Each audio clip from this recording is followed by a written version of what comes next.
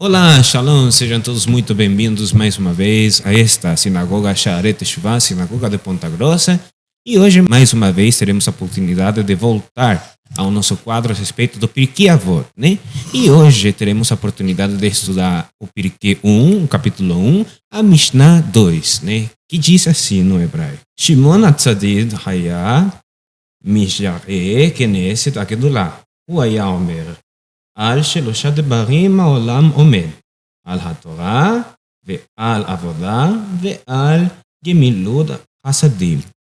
Simeão, o justo, um dos últimos membros da grande sinagoga, dizia que o mundo se mantinha sobre três bases: a lei divina, o culto e a caridade. Exatamente isso aí, né? Então, em sequência ao primeiro, a primeira Mishnah, né? O primeiro versículo que nós estudamos da última vez, né? Ele nos falava a respeito da importância dessa cadeia, dessa corrente, desse elo, de conseguir passar o conhecimento de uma geração a outra, né? O Rabbi Shimon HaTzadik, ele nos dá uma base importante para o cuidado da nossa própria religiosidade, da nossa própria espiritualidade e do nosso próprio comportamento, né? Ele nos ensina que as bases do mundo, ou seja, como o mundo se mantém justo, como o mundo se mantém em pé e se aproxima do sagrado, o estudo da Torá, né? As boas ações e o serviço, né? A avodá. A avodá em hebraico é serviço. Tem algumas pessoas que gostam de traduzir a avodá como serviço sacerdotal, né?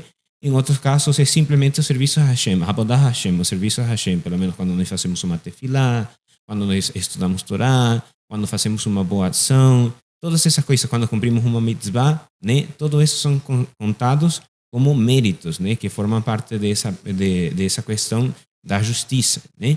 Então, o ser humano sempre tem que ter em conta esses três pontos, né? Por que precisamos? O primeiro que Shimon HaTzadik nos coloca é a Torá, né? Alguns gostariam de falar estudar a Torá. Por que colocar a Torá antes das boas ações e também antes do serviço, antes da avodá, antes da parte religiosa? Por que a Torá é importante e vai antes que essas duas questões, né? Porque a Torá nos mostra, a Torá nos revela como realmente cumprir esses dois outros pontos, né? Então, sem a Torá, sem o manual, a gente estaria improvisando, né? Estaria fazendo... fogo estranho. Sim, poderia cair nesse risco de oferecer um fogo estranho, né? Então, Hashem, ele nos entrega umas regras, ele nos dá uns lineamentos para que nós façamos o bem, mas façamos o bem certinho, né? A coisa do jeito que realmente precisa ser oferecido, né? Porque pelo menos nós, quem não gostaria de, pelo menos, solucionar os problemas do mundo, né? Vamos falar assim, de energia renovável, né? Quem não gostaria de dar para o mundo uma opção de energia renovável para todas as pessoas, né? Que não tivéssemos mais esses problemas de utilizar a combustão, com o caso dos processos que utilizam a gasolina, o diesel, até a fissão nuclear, né, que também é um tipo de combustão, um tipo de consumo de energia, né, ou energia hidráulica, né, e está sendo uma energia que não afeta o nosso entorno, que não afeta o nosso mundo, né. Mas como chegar nesse ponto se não estudamos? Chegamos nesse ponto só com boas intenções? Não podemos, né. Então, para oferecer alguma coisa boa para o mundo, precisamos estudar. Temos o caso do doutor, né? Desculpa que seja um pouco direto com o senhor, né? Mas quem não gostaria de sarar uma pessoa, de oferecer um auxílio, uma ajuda para uma pessoa que precisa de uma cura, precisa de um medicamento, de uma medicação, precisa de um processo de recuperação, né? Quem não gostaria de oferecer esse trabalho? Muitas pessoas, verdade? Mas quem pode realmente dar uma descrição da doença que a pessoa está passando e que precisa ela fazer para sair desse problema, né? O doutor. Por quê? Porque o doutor se especializou, ele estudou durante anos para poder oferecer realmente um diagnóstico real do que a pessoa está passando e também entregar uma solução, entregar um processo de recuperação que a pessoa consiga cumprir e melhorar esses sintomas, essa situação onde ela está passando nesse momento, né? Então a Torá, Shimon HaTzadik coloca a Torá primeiro para que nós entendamos que para fazer as coisas bem, precisamos ter a capacidade de saber realmente discernir entre o bem e o mal. Isso traz uma ideia bem interessante, né?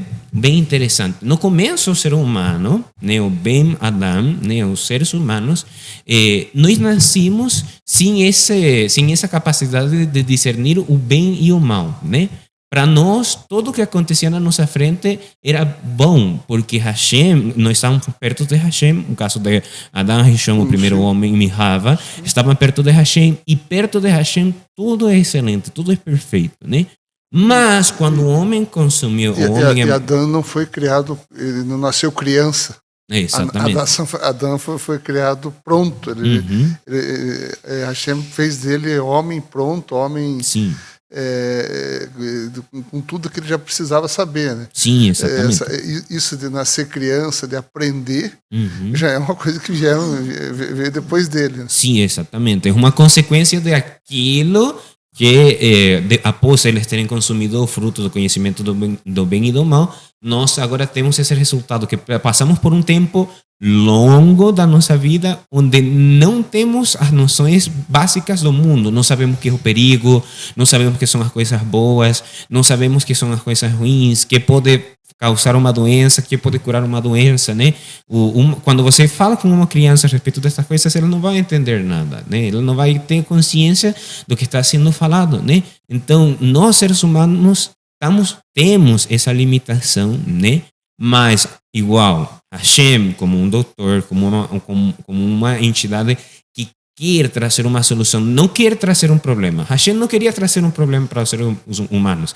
Nós mesmos, nessa questão de nos estarmos enrolando sempre, causamos esse problema. Mas Hashem, como um bom doutor, ele nos dá uma cura. Qual que é a cura? A Torá.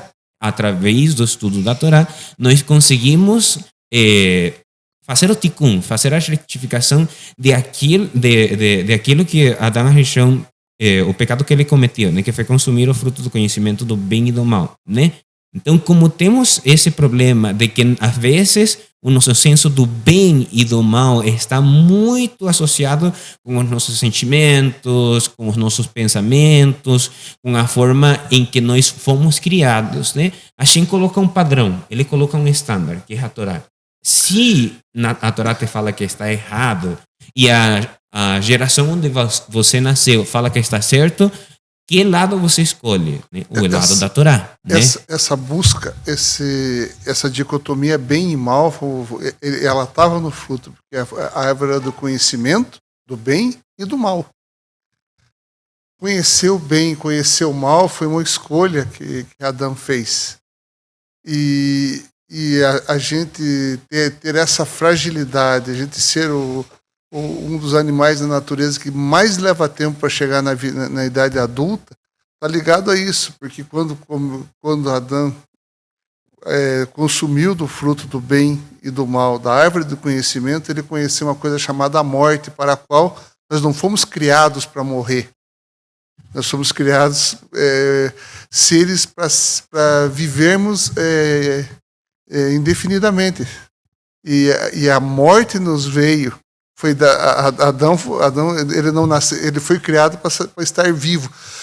Eu penso que é por isso que nós lidamos muito mal com a morte. Exatamente. Porque espiritualmente nós somos concebidos, a nossa engenharia é de um ser que não morre. Exatamente. Então, quando você tange, por onde você andou ali... O software, ele é imortal. A pessoa se acha imortal, gostaria de ser imortal. Somos. Mas só que o hardware não é. Sim, exatamente. O problema é o hardware.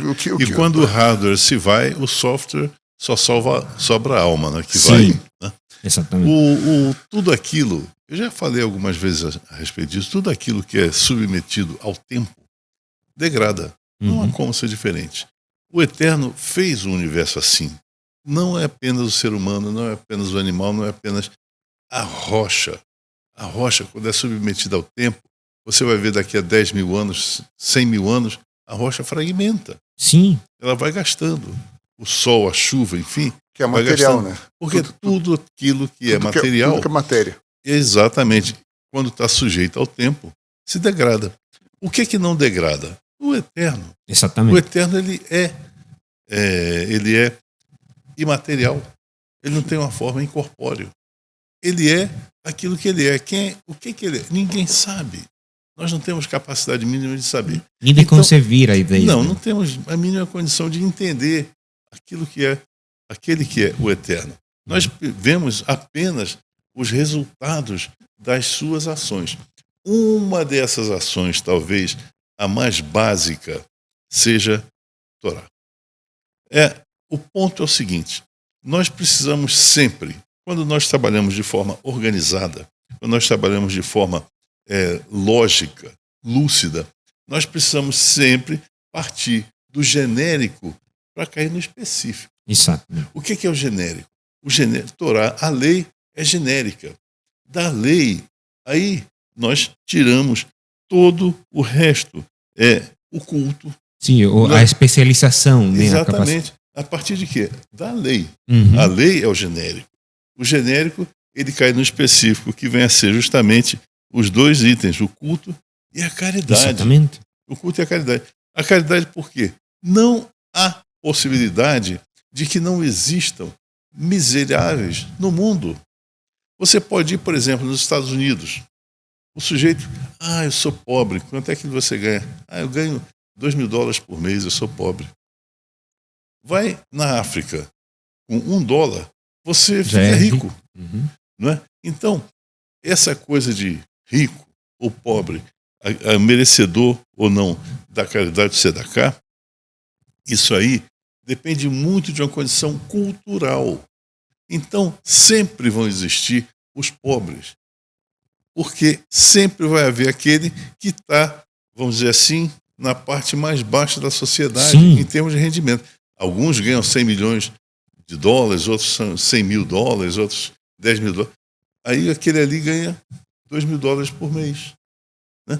Então, essa noção de pobreza depende. Eu sou pobre, a minha picape é pobre, a minha casa é pobre, o meu mordomo é pobre. Uhum. A tzedakah é um perfeito sistema de crédito. Sim. Foi o primeiro sistema de crédito que foi criado. Uhum. E Hashem é um grande tomador desses créditos aí. A gente começa a fazer tzedakah e é ele quem é o tomador, né? A gente oferece que ele paga a pessoa que necessita. O maior de todos. A gente oferece a pessoa que necessita, oferecendo a Deus, ao Eterno. Então, oferecendo ao Eterno, mas entregando ao necessitado. É isso que nós fazemos, né? Então, o Eterno, aquele que nos deu a lei, aquele que nos deu a condição de fazermos o culto. Ou seja, culto vem de quê? Cultivar. Exatamente.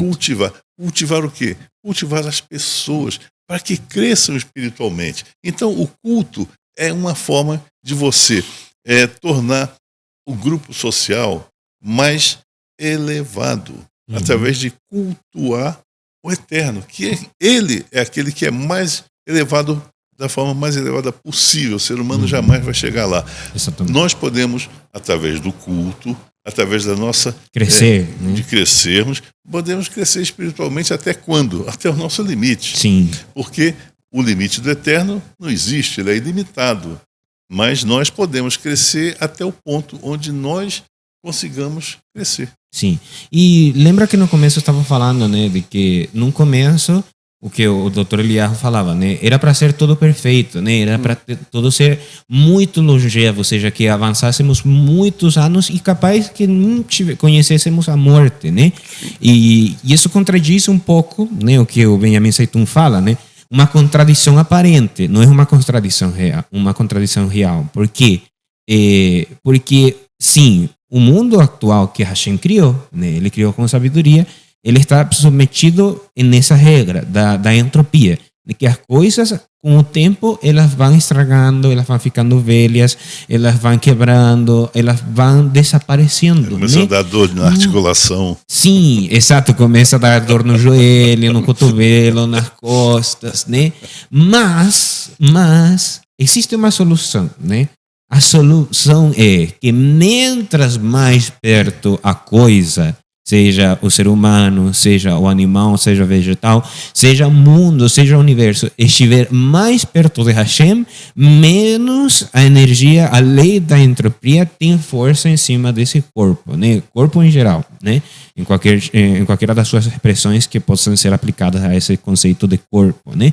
Então, mientras mais perto de Hashem, menos entropia, né? Então, quem não quer ter rugas na cara, quem não quer ter dor nas costas, no joelho, no pé, onde for, a solução é simples, se aproximar de Hashem, né? E temos um caso bem específico que ainda estamos estudando na Torá, que é essa vida de Moshe Rabbeinu, e os sábios nos ensinam que Moshe Rabbeinu, aos 120 anos, né, que estudamos na Parashá passada de Pinhas, que Hashem falou, até aqui, você sobe ao Monte Horeb, enxerga a terra, mas até aqui o teu papel como o líder da comunidade de Israel, né? Então isso significa que Moshe ia passar a outro plano, já não ia estar mais no plano físico, que não é do nosso mundo físico.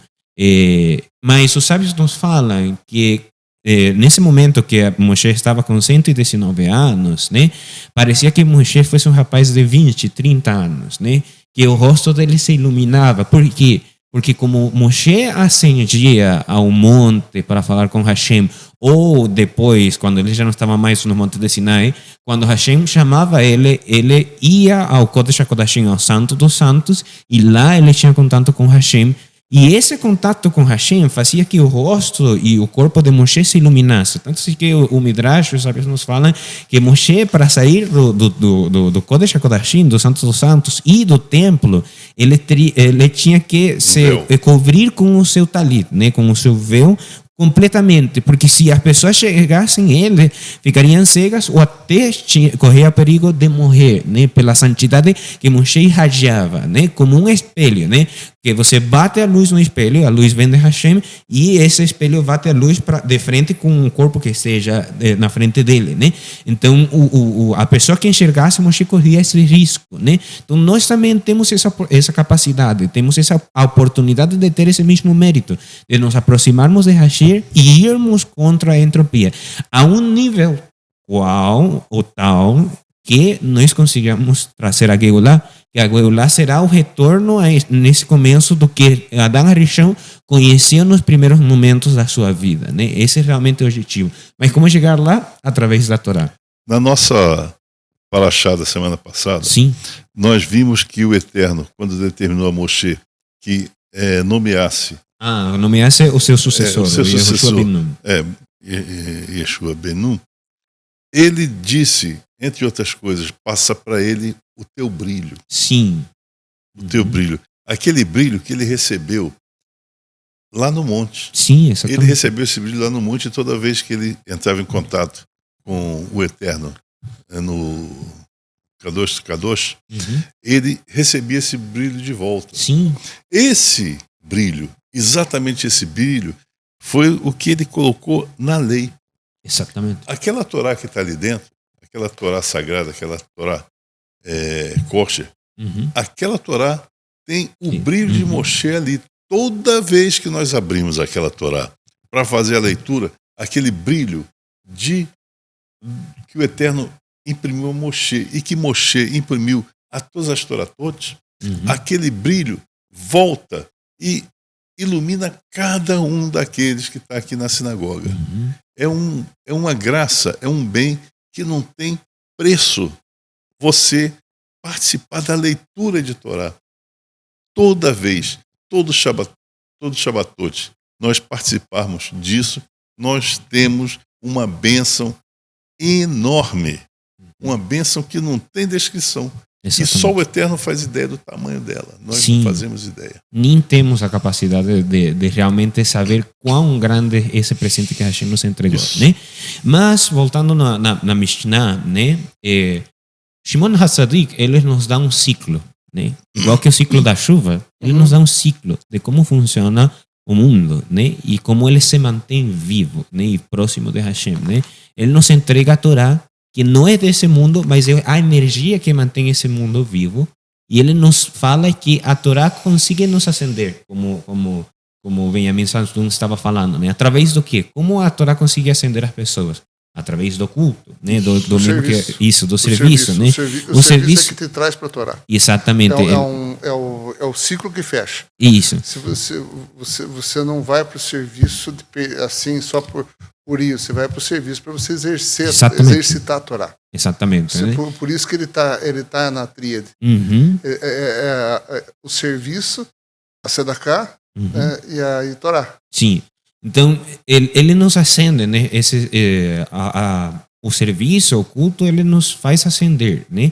Nos torna mais santos, né? Nos torna pessoas mais capacitadas, nos torna pessoas mais elevadas, né? Mas, ao igual que a chuva, né? Quando a água dos rios, ela se evapora e sube na nuvem, né? Todo esse retorno que ela faz, né? Ela precisa voltar a descer, né?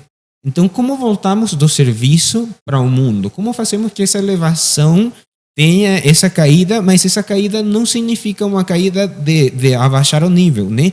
Sino de uma questão de reciprocidade. Ou seja, existe uma lei física, né, que muita gente gosta de falar, tudo que sobe precisa descer, né? Então, como fazemos que essa lei se cumpra, né? Através da Sedaká. A Sedaká é esse processo que traz a chuva de novo na terra, né? Então, quando a pessoa tem a capacidade de trazer uma boa ação para com outras pessoas, isso faz que a pessoa também irraje essa luz, né? Essa luz que Benjamin Saitun estava falando, que quando nós entramos em contato com a Torá, nós recebemos essa radiação, essa energia que vem do Monte de Sinai. Ainda nos nossos dias temos a capacidade de receber essa energia, mas quando nós fazemos tzedakah para qualquer pessoa, não precisa ser judeu, não precisa ser nosso amigo, não precisamos nem conhecer ele. Mas quando nós trazemos a Sedaká, nós estamos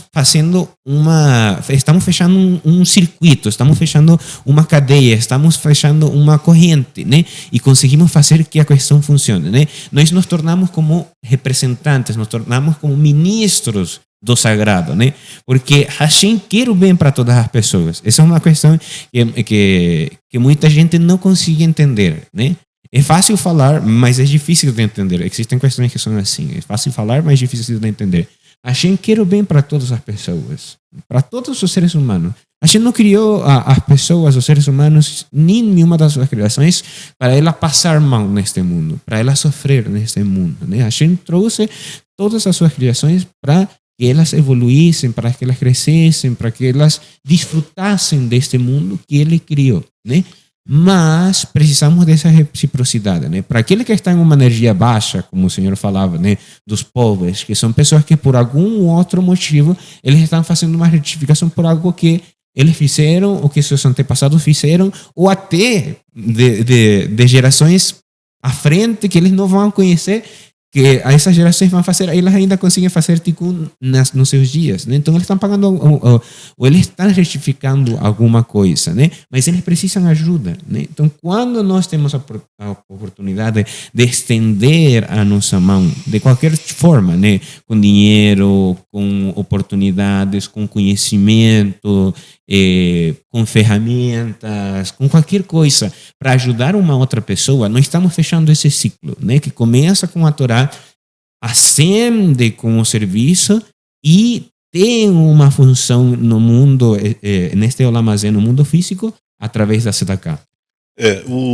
Tem um ponto, esse exemplo que você deu foi muito feliz a respeito do ciclo da água. Uhum. A água, ela simboliza o conhecimento. Exatamente. Simboliza o conhecimento, o saber. Quando nós nos desenvolvemos, subimos de nível, né? Aí, aquele conhecimento que nós adquirimos, nós precisamos distribuir. Exatamente. Nós não podemos ficar com ele só para nós. Quando nós distribuímos, nós caímos, passamos o conhecimento, caímos, para quê? Para podermos subir novamente. Uhum. Esse é o ciclo. É a mesma coisa de Sedaká. Nós podemos considerar a água também como uma riqueza, Sim. uma riqueza material. Então, nós subimos, adquirimos riqueza material e temos que descer para entregar tzedakah. Porque entregando a tzedakah, nós estamos dando a oportunidade de crescermos novamente em riqueza. Então, é tzedakah, é o dízimo, é a ajuda a um orfanato, a um asilo de idosos. Então, quando nós fazemos isso, nós abrimos espaço para recebermos mais recursos, mais bens, da mesma forma como o estudo. Exatamente. Quando nós estudamos e crescemos, passamos o estudo para as próximas pessoas, nós também ali adquirimos condição de ter mais estudo e mais conhecimento. E é assim que é exatamente isso que o sábio Simeão falou. O santo, o homem que era um justo, né? O justo. Então, a lei, o culto e a caridade, essas três coisas, elas estão envolvidas em ciclos de crescimento, tanto seja o espiritual quanto seja o material. Exatamente. Eu queria colocar um exemplo, é importante que as pessoas, porque muitas pessoas acham que escutar a questão já é suficiente, né? Mas não, nós precisamos colocar as questões em prática, né? E vamos a colocar um exemplo que a própria pessoa pode fazer em casa, né? Esse experimento, né? Um experimento bem simples, né? A maioria das pessoas aqui no Brasil tem caixa de água na sua casa, né? Então, você pode pegar ou pode perguntar para alguém que sabe como funciona a caixa de água, né?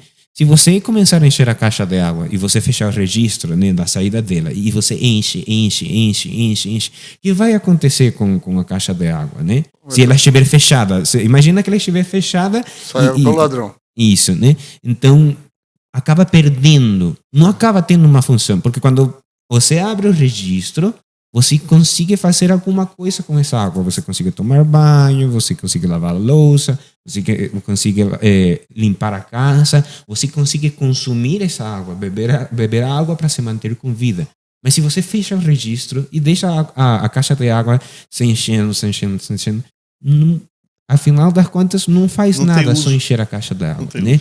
Então igual é isto, né? O Shimon HaTzadik nos dá essas três bases no mundo para entender que não é suficiente só escutando, só lendo, só estudando. Estudar é muito importante. Só enchendo a caixa d'água. Só enchendo sem dar uso para água. Então, esse eu sempre coloco um exemplo que é o caso de Yaakov Avinu, né? O nosso pai Yaakov.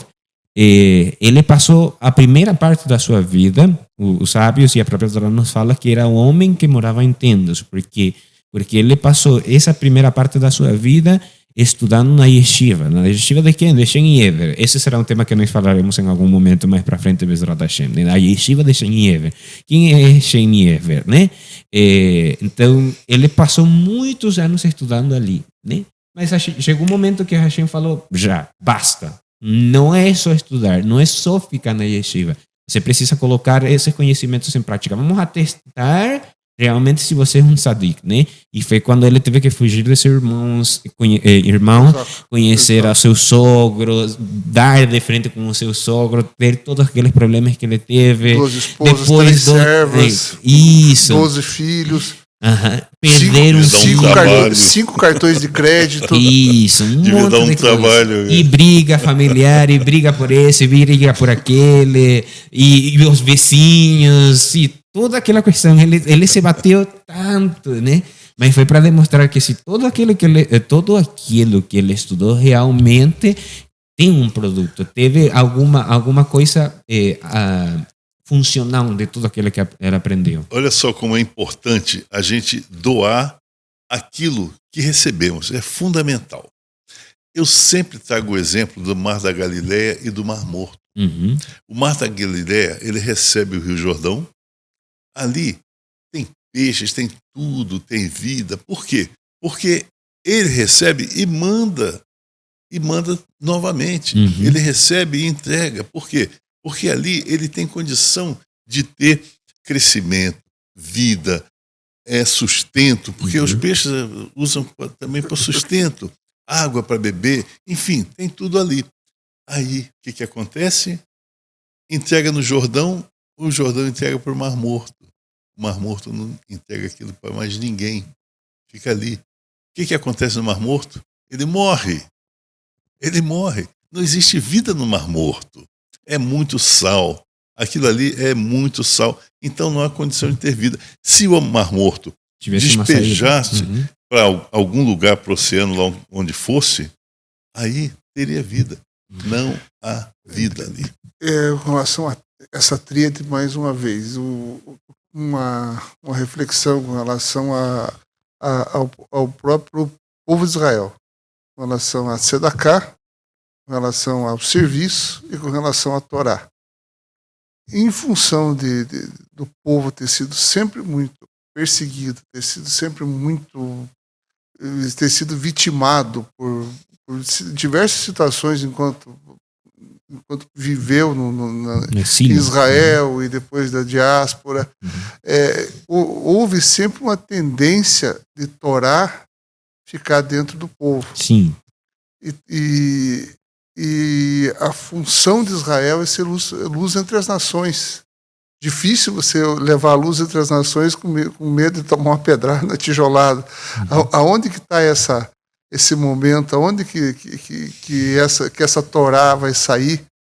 Aonde Israel vai ser luz entre as nações, do ponto de vista espiritual, do ponto de vista de levar esse manancial de conhecimentos, porque esse conhecimento foi mantido. Sim. Ele é passado, os sábios passam, os rabinos têm, os tzadik estão por aí, mas qual que é o momento? Será que é agora? Será que esse momento onde tem um crescente interesse das pessoas de fora do mundo judaico, será que são profecias que vão ser cumpridas? É uma reflexão. Sim, é difícil falar com certeza, né? Porque só o Sagrado sabe quando ele ativa o processo da Geulah, né? Quando ele ativa todas essas questões que são importantes, né? Eu considero que cada quem tem a sua parte nessa missão, né? E a questão que eu sempre chamo a atenção às pessoas é o seguinte: a Geulah não vai vir, né? A Geulah não vem a nós, né? A Geulah não é uma questão de graça, não é uma questão gratuita, né? A Geulah nós temos que procurar ela, nós temos que perseguir ela, nós temos que trazer ela, né? Nós temos que trazer, porque muita gente fala, estamos aguardando o tempo do Mashiach, né? Mas ninguém fala, não, estamos aproximando o tempo em que o Mashiach virá, né? Mas quem tem que trazer Mashiach é o povo. Exatamente. O Mashiach vai ser trazido, sim. Né? Ele não vai desembarcar, né? Ele vai, praticamente vão ter que ir buscar. Exatamente. Eu vejo comentários e vejo uma coisa assim que, se você imaginar há 100 anos atrás, no começo do século XX, se alguém imaginasse que você vai ter um movimento de pessoas interessadas em pensamento judaico, em judaísmo, impensável. Ia ser chamado de louco. Há 200 anos atrás, a comunidade judaica corria e sofria preconceito e estava isolada em guetos e expurgada do resto da sociedade, sendo sempre discriminada, né? Aí você imaginar que hoje existem vozes que falam contra o antissemitismo, embora ele ainda exista, e existem pessoas que se interessam, que querem conhecer Torá, querem conhecer esse pensamento. Eu vi outro dia um teólogo de confissão evangélica dizendo que na faculdade que era mantida pela confissão evangélica dele, eles estudavam antes, o currículo da teologia era composto de grego, de latim, e tinha um semestre de hebraico. E eles agora têm hebraico 1, 2, 3, 4, 5. Significa o quê? Significa que estão se voltando para entender o hebraico, entender fonte. De onde veio, a fonte de onde veio isso tudo. E cada vez mais os teólogos cristãos estão tentando conhecer. Esse é um momento interessante que a gente vive, né? Quando a gente fala de uma tríade. Profecia acontecendo. Quando a gente fala dessa tríade de serviço, Torá e Tzedakah, é impossível quando você fala a Torá ela não ela não, você não pode imaginar que a Torá, o que vem dela, a luz da Torá, ela é para a humanidade, né? Sim. Ela pode não ser, não é para a humanidade toda estar convertida e dentro do mundo judaico, mas o mundo judaico ele tem que levar essa luz para que ela traga para as pessoas conhecimento, para que ela traga para as pessoas elevação. E, bom, mais uma vez, cada quem vai ter a oportunidade de cumprir essas questões, né? Cada quem vai ter a oportunidade de fazer o seu papel, de cumprir com o seu papel no nosso mundo, né? E por isso é que é importante estudar, né? Porque não podemos acreditar que somos bons atores, né? Que vamos a improvisar na hora que se aparecer a situação, vamos a começar a improvisar, né? Então, por isso é importante estudar, porque na hora da verdade, só sobrevive aquele que sabe como agir no momento em que se apresenta uma situação, né? Então, aquele que sabe como agir nessas situações de perigo, né? Nesse caso, né? Vamos falar de perigo, né? Mas quem sabe agir nas situações no momento correto? Vamos utilizar um outro exemplo, né? A respeito dos pilotos de Fórmula 1. Eles se capacitam, né? Para ser submetidos a forças que uma pessoa que dirige em carro na vida cotidiana não está submetido a essas forças que eles passam para fazer uma curva, para frear, para fazer todas aquelas manobras, né? Então, eles estão preparados para esses momentos. Um ser humano comum e corrente não tem essa capacidade, né? Por isso que é importante nos especializarmos, né? Que o senhor falava uma questão bem interessante no começo, né? Nós começamos pelo genérico para chegar ao especial, para nos especializarmos, né? Então, igual, existem doutores na matemática, na física, em outros campos, né? Isso que normalmente as pessoas associam o conceito de doutor com a parte da saúde, com a medicina, né? Porque é o mais comum, né? Você normalmente conhece mais doutores dessa linha que de matemática, de química, mas também existem doutores nessa questão, né? Quem são esses doutores desses temas, né? São pessoas que estudaram a matemática de forma genérica, receberam um título, uma formatura e falaram, agora quero me especializar, quero estudar a respeito deste tema em particular, né? Por isso que o doutor é especial, porque no caso da medicina, o doutor, ele se torna doutor quando ele estuda uma especialização, né? Tipo, o doutor que estuda a parte do coração, ele se torna cardiologista, o que estuda a parte do cérebro se torna neurologista, né? O oftalmologista, né, que estuda a parte do olho, né, eles se especializam para essa parte em especial, mas todos partem de uma base, que é a medicina, né? O doutor da medicina é diferente desse doutor do título acadêmico. O doutor da medicina vem lá da escolástica. Ele tinha um outro sentido. Ele é diferente, tem essa polêmica, fulano não é só porque é médico, chama de doutor, mas esse doutor da medicina veio antes de existir. Exatamente, o doutor aí, ele vem antes de existir tudo isso aí. Isso vem lá da escolástica, de uma outra escola, e aí depois foi dado esse nome, que se chama doutorado acadêmico, foi usado aquele nome, se apropriaram desse nome, doutor, que o doutor só quer dizer quem cuida. Não quer dizer que ele é diferente desse doutor do doutorado, que quer dizer que ele tem, ele é livre para fazer ciência. Você é mestre, você é doutor, você é livre docente, você tem liberdade para fazer ciência, para ensinar, para pesquisar. São coisas distintas, né? Sim. A medicina, ela é um estudo muito interessante. Eu dou um valor enorme. O meu irmão é médico. Eu lembro dele em casa com pilhas de livro, cada livro dessa grossura, pilhas de livro, estudando, o dia inteiro estudando. Quando não estava na faculdade, estava estudando. Mas sofreu muito. Então, a medicina é isso. Você estuda, então você tem um apanhado geral do que seja a medicina, mas aí você, não, eu quero fazer ortopedia. Aí a ortopedia é um campo muito amplo. Quando você estuda na faculdade, você vê de uma forma mais genérica. Sim. Quando você começa a se aprofundar, é que você começa a ver detalhes e mais detalhes. É como na engenharia. A gente estuda tudo, os cálculos, resistências materiais, tudo, eletricidade, tudo, física, o que você imaginar, cálculo. Então, a gente estuda tudo isso. E aí, você decide, não, eu quero me especializar nessa área. Assim como no direito.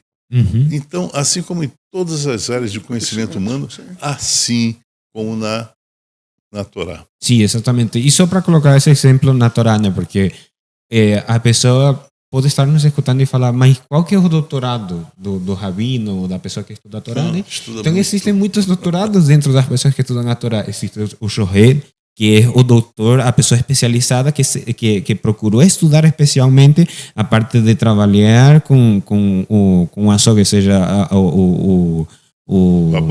o abate dos animais, né? Existem os doutores da parte legislativa da Torá, ou seja, os rabinos são eles que se especializam na legislação de como se aplicam os mandamentos dentro de uma comunidade, particularmente de pessoa a pessoa. Existe o rabino que se especializa na circuncisão, que é o moel. Existem muitos tipos de rabinos, existem muitos tipos de especialistas, exatamente, na questão do matrimônio, nos casamenteiros, e também a questão do guia, do rabino que escreve a Ketuvá e o que escreve o guia, os rabinos, os soferim, né, os que estudam como é todo o processo para escrever todos aqueles os livros sagrados. Escrevem, né? Torá. Isso, exatamente, né? Então cada um deles se especializa em alguma coisa, né? Então temos que ter uma preocupação. Não posso ficar só com um conhecimento genérico. Eu também preciso de uma especialização, né? Teria que ser a nossa preocupação também com a Torá, né? Mas igual, as três bases sempre se mantêm igual, que em todos os campos, né? Na engenharia, a matemática, os cálculos, tudo sempre se vai manter da base, né? Porque o senhor também falava uma questão interessante no começo do seu comentário. A Torá, ela é básica, né? A Torá, ela é básica, mas as pessoas muitas vezes na nossa geração atual, pelo menos na minha geração atual, quando se fala de básico ou genérico, normalmente se tilda como uma questão ruim, né? Ah, não, esse aqui é genérico. Ah, não, esse aqui é a versão base, a versão básica, né? E já a pessoa coloca ele, enquadra em uma coisa que não é boa, né? Que não tem nada de bom, não se pode tirar nada bom daquilo, né? Mas quando nós falamos que a Torá é básica e é genérica, é por duas coisas. Porque quando falamos de básica é porque ela é a base de tudo, o demais, o restante. O meu pai, ele sempre me falava, quando era bem criança, né? Eu acho que já falei alguma vez esse midrash, né? Que meu pai me falava sempre, né? Que quando nós saíamos de casa, na frente de casa, quando íamos para a escola, tinha um prédio que estavam construindo, né? E ele me falava, viu, você está vendo todos aqueles pedaços de ferro que saem da terra, assim, e todo aquele concreto? Sim, aquilo é a base do prédio, né? Se os construtores começassem a construir o prédio da cima para baixo, eles não conseguiriam, porque não teriam uma base forte para sustentar o peso do prédio, né? Então, sempre se começa pela base, sempre se começa pelo mais básico, sempre se começa, e mientras mais forte é a tua base, mais grande pode ser o teu prédio, mais elevado pode ser o teu prédio, né? Então, se você quer ser um doutor de Kabbalah, né, um rabino especializado no estudo da Kabbalah, né, você precisa ter uma base forte. Se você quer se tornar uma pessoa capacitada para fazer uma shehita, ou seja, fazer uma abate de um animal, você precisa ter uma base genérica, uma base general muito boa, né? Então, sempre nos lembrarmos da base. A base é muito importante. Então, quando falamos que a Torá é básica, não é porque ela é menos que outras coisas. Não é porque ela é menos que outros livros. Não é porque ela é menor, né? A Torá é básica porque ela é a base de tudo demais. Tudo que vem depois dela. A Torá, ela é básica, mas abaixo dessa base é muito profunda. Exatamente. Muitas pessoas não têm essa ideia, né? Porque a pessoa lê a Torá, aí acha que não, é aquilo ali que está escrito mesmo ali. Não, é muito mais do que isso. É muito mais. Ela é a base. Só que essa base é profunda. Cada ponto. Existem, se não me engano, são 4 níveis de estudo de Torá. Sim, né? 4 sistemas de interpretação da Torá básicos, né? Que é conhecido como Pardes, né? Pardes é uma abreviação de 3 letras, né? o Peshat, Remesh, Drash e Sod, né? Então, esses 4 são os sistemas de interpretação da Torá. O Peshat é o sistema literal, né? Quando você lê o mandamento, tipo, não assassinar. Você entende através do Peshat, né? Tem que entender da forma mais básica essa forma, né? Então, dele vem o Remesh, né? Que é uma forma mais figurativa de entender a Torá. Mas por quê? Ali começa a questão do questionamento. Por que é que não devo fazer aquilo, né? Então ali começa essa forma de começar a analisar a Torá, né? Depois vem o Drash, que é a forma mais figurativa da Torá, né? Que é que vem os comentários, os exemplos, as parábolas, né? As histórias. A Torá oral, ela normalmente se mantém nesse círculo do Drash, né? Desse nível. E por último, o nível Sod, que o Sod literalmente significa segredo, né? Então é o nível mais elevado da Torá, a forma de estudo mais profunda da Torá, né? São esses quatro níveis de interpretação da Torá, né?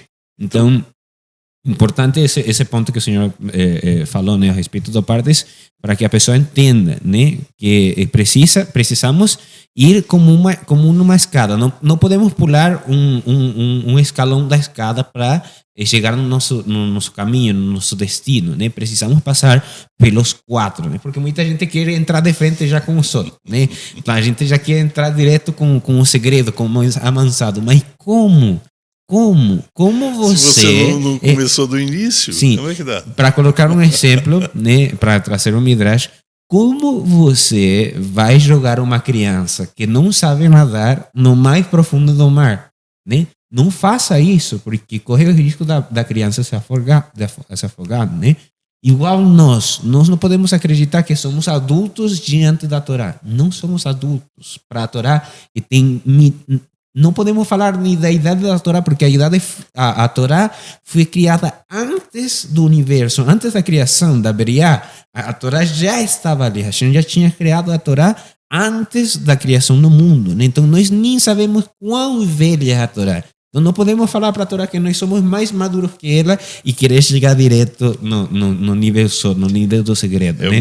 Precisamos passar pelos 4 para poder ter um conhecimento completo dela, né? É só o ignorante que consegue crescer, consegue desenvolver o conhecimento. A palavra ignorante, muitas pessoas pensam que seja um xingamento, não é? Não. É a pessoa que ignora um determinado conhecimento, um determinado assunto.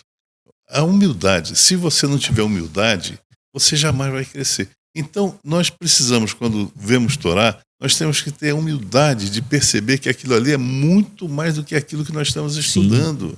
A Torá, ela é muito mais profunda, é muito maior. Então, se nós acharmos, não, eu sou o cara, eu sei Torá porque eu li aqui, papapá. Ou escutei o comentário de tal rabino. Exatamente, então eu sou... Não é. Não é. Você jamais vai... Se a pessoa pensar assim, jamais vai crescer. Tem que pensar assim, puxa vida, a Torá é difícil, né? Sim. Puxa vida, como é difícil isso aqui. Deixa eu estudar um pouquinho para entender isso aqui. Deixa eu perguntar ao rabino, deixa eu perguntar a uma pessoa que sabe, deixa eu estudar, deixa eu ler aqui para ver o que é que ele está querendo dizer com isso. Então é assim, através de quê? Da humildade. A pessoa humilde cresce. A pessoa que é cheia de vanglória, cheia de... Essa pessoa não cresce, ela já chegou ao limite e não quer mais crescer. Exatamente. E também é importante, né, dar mérito a quem mérito merece, né? E a nossa Mishnah, hoje falamos a respeito das palavras de Shimon HaTzadik. E eu gostaria de perguntar ao Benjamin Saitun, quem foi Shimon HaTzadik, né? Temos um comentário aqui no nosso livro do Pirkei Avot a respeito de Shimon, o Justo. Shimon HaTzadik viveu entre os séculos 4 e 3 e entre 3 e 2 antes da Era Comum. Os estudiosos divergem quanto à sua identidade exata. Por 40 anos, ele foi Kohen Gadol, sumo sacerdote no templo sagrado. Durante este tempo, o Talmud declara que 7 milagres ocorreram. Mas ainda ele relata que esses milagres deteve uma invasão de Jerusalém por Alexandre o Grande, indo encontrar o guerreiro com suas vestes sagradas. Ele se preocupava profundamente com o bem-estar espiritual e material do seu povo. Era extremamente piedoso, de onde o seu título em A Sabedoria de Ben Sira, no capítulo 50.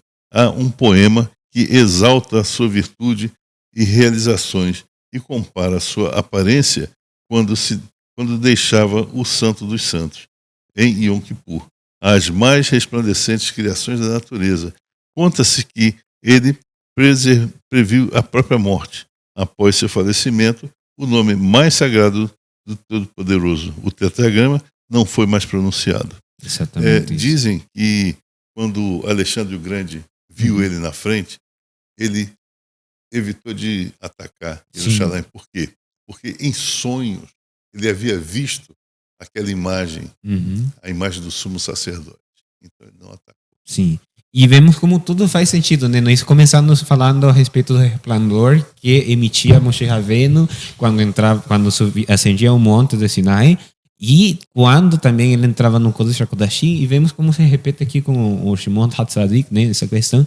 E essa questão tem a oportunidade de nos atingir também nos nossos dias. Nós teríamos a oportunidade também de receber esse resplendor, de emitir esse resplendor, mas só através do cumprimento disso, né? Então para finalizar já o nosso vídeo de hoje, agradecer a presença dos que nos estão acompanhando do outro lado, dos que deixaram os seus comentários, que deixaram as suas participações, né? Lembrar a você que nos acompanha de casa, nos prestigiar com o seu comentário, com o seu like, compartilhando o link do nosso vídeo, né? Falando para as pessoas que você sabe que poderão aproveitar desse conteúdo, viu? Tem uma sinagoga que está se preparando para oferecer conteúdos para estas pessoas, né? Então eu agradeço a presença do Benjamin Saitun, né, que deixou seus comentários, e também a presença do Dr. Eliyahu. Shalom, agradeço a oportunidade de estar aqui com os amigos, agradeço a oportunidade de a gente trazer o Pirkei Avot e discutir esses assuntos talmúdicos, falar sobre o judaísmo, para quem professa judaísmo, para quem acha interessante judaísmo, para quem duvida de judaísmo, conheça, se intere e continue, e continuaremos aqui numa sequência, e faremos outras audições como essa aqui, e traremos a sequência do Pirkei Avot. Aproveitem, venham com a gente, vai ser muito interessante. E lembrar a você que nos acompanha de casa mais uma vez o triplo C, né? Compartilhar, curtir e comentar. Deixe seu comentário para engrandecer também o nosso vídeo, e nós também temos um feedback, temos uma informação de você que nos acompanha do outro lado, de como você recebeu essa informação, como você recebeu esse novo conhecimento, né? Lembrando mais uma vez na Mishnah passada, que era a respeito da importância de conseguirmos transmitir a Torá de geração em geração, né? Então nós passamos para vocês, e vocês também poderão ter a oportunidade, igual que o ciclo da água, de retornar para nós. Deixa o seu retorno, deixa o seu comentário, para nós também termos esse ciclo, fecharmos esse ciclo que a Hashem nos dá a oportunidade de fazermos estas questões, né? Agradecer mais uma vez a presença dos que estão hoje aqui presentes, do Benjamin Saitun e do Dr. Eliyahu, e dos que nos acompanham do outro lado da tela, e desejamos a todos mais uma vez um ótimo dia, né? E como nos estamos preparando para o Shabbat, também desejamos a todos desde já Shabbat Shalom. Shabbat Shalom.